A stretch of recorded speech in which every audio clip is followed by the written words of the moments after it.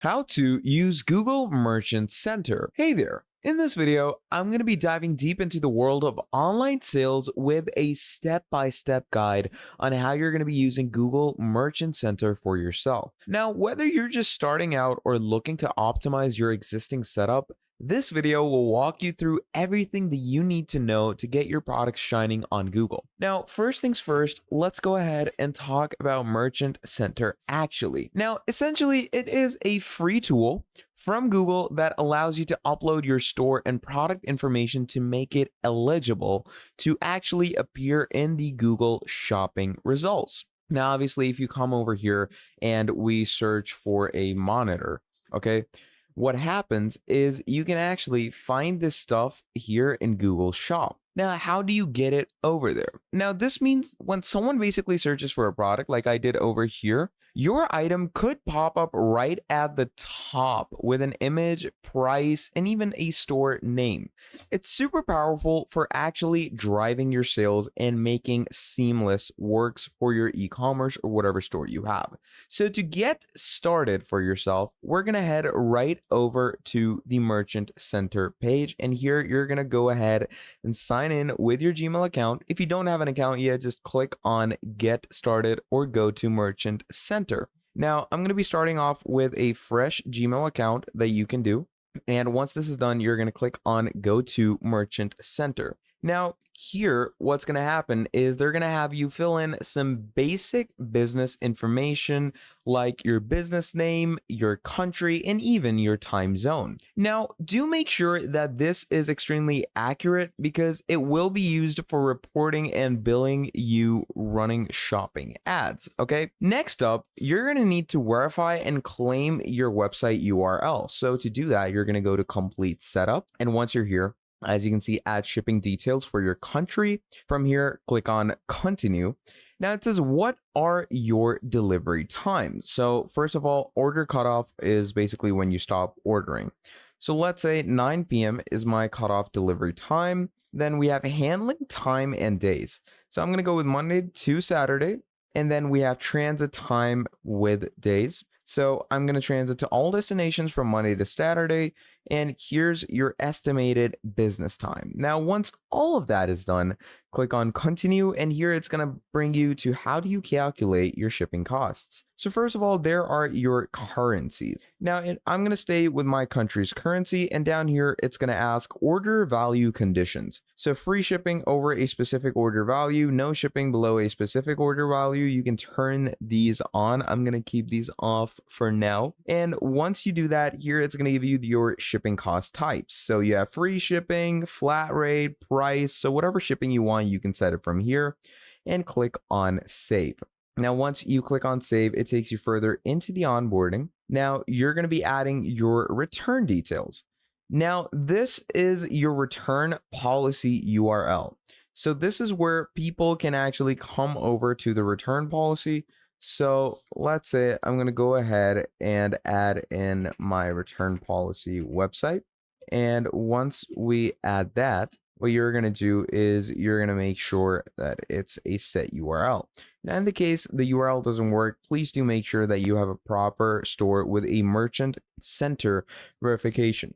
And you can get that pretty easily, and I'm going to get into that shortly. And once this is done, it says, do you accept returns? Now, obviously, it depends on you and your store what option you want to go with. So you could go with, yes, I accept returns. I accept returns for defective products.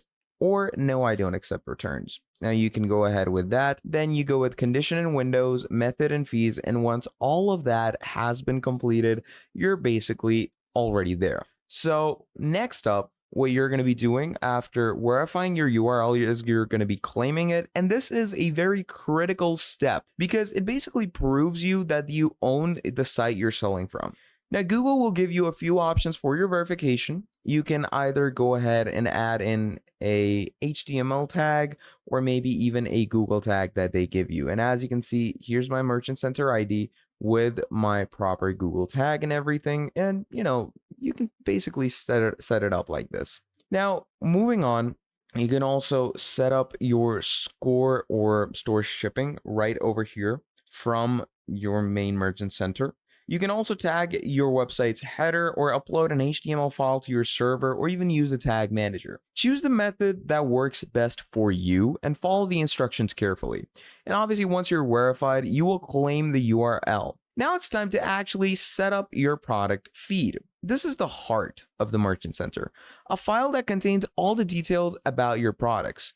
You can create this feed manually in a spreadsheet or even use an automated method if you're using an e-commerce platform like Shopify or even WooCommerce. Now, this feed needs to include essential attributes like product ID, title, description, price, availability, etc.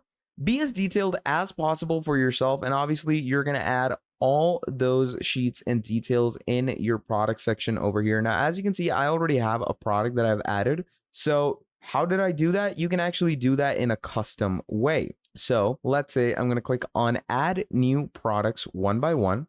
Now it says product page on your online store. So you're going to add in the URL, then you're going to proceed to add the title, the brand, description, and finally you're going to add the image. What that does is it adds products on your Google Merchant Center, like I've added this hoodie for myself. It's pretty simple. It's pretty straightforward. And after you've prepped your feed, you're simply going to upload it to Merchant Center just like I have over here. You can go over to the product section and click on your feeds, see all your products as you go on. And obviously add either products from yourself, or you can add proper product sources like a website, a spreadsheet, or anything else. Now you can also choose how you want to submit your data. You can schedule regular uploads via file or content APL.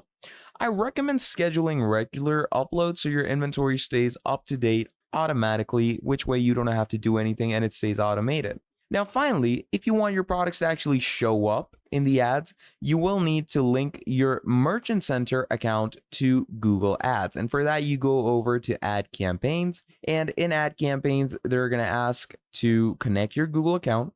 Now, as you can see, I have already linked it to my Google Ads. From here, you can simply go to create a campaign and start creating campaigns for whatever product you have in store. And obviously, working along with this, you can allow to create shop campaigns, put your products in front of millions of searches, and in Merchant Center, simply link your accounts, follow the steps to connect it, and you're pretty much set to go. Now, that's pretty much about it. You're now set up on Google Merchant Center. Do remember to monitor your product sales regularly, that you can do through summary and analytics, and optimize your feed a lot more than you usually do for better performance. Now, if you found this video helpful, please do make sure to give a thumbs up, subscribe for more tips like this, and hit the bell icon to get notified when I'm going to post next videos just like this one. Thank you for watching this video all the way to the end. Happy selling, and I'll be seeing all of you wonderful people in the very next video. Have a great day. Goodbye.